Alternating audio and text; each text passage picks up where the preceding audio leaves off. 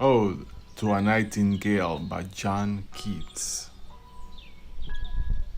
My heart aches, and a drowsy numbness pains my sense, as though of hemlock I had drunk, or emptied some dull opiate to the drains 1 minute past, and little words had sunk. 'Tis not through envy of thy happy lot, but being too happy in thine happiness, that thou lie winged dry at the trees in some melodious plot of beeching green and shadows numberless, singing soft summer in full throttledness.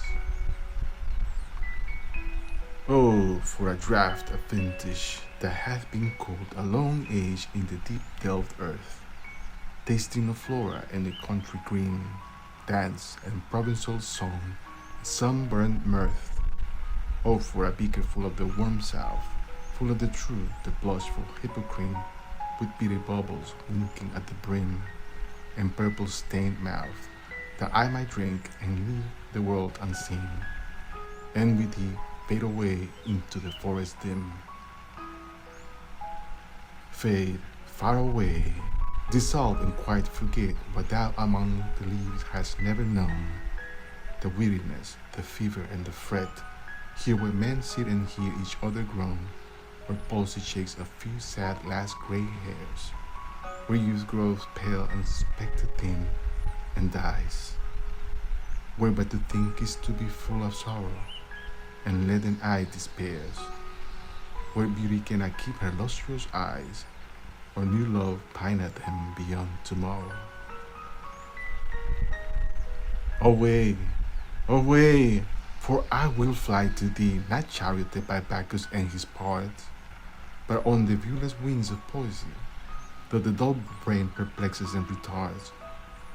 Already with thee, tender is the night, and happily the queen moon is on her throne, clustered around by all her starry face, but here there is no light, save what from heaven is with the breezes blown, through verdurous gloom and winding mossy ways.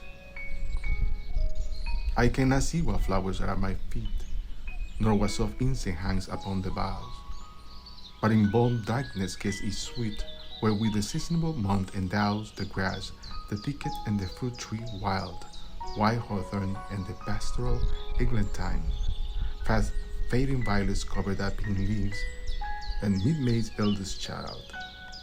The coming musk rose full of dewy wine, the murmurs haunt of flies on summer eves.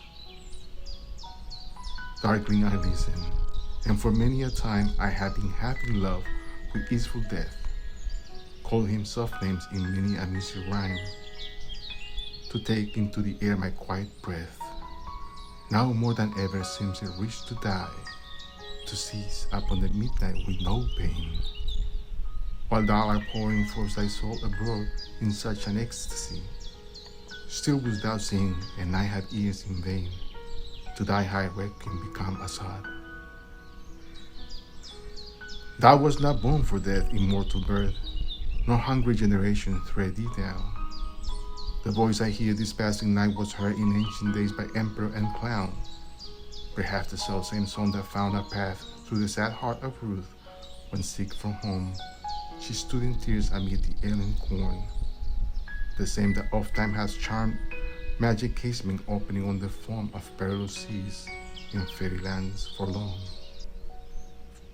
Forlorn, the very word is like a bell to toll me back from thee to my sole self. Adieu, the fancy cannot cheat so well as she is famed to do the ceiling elf.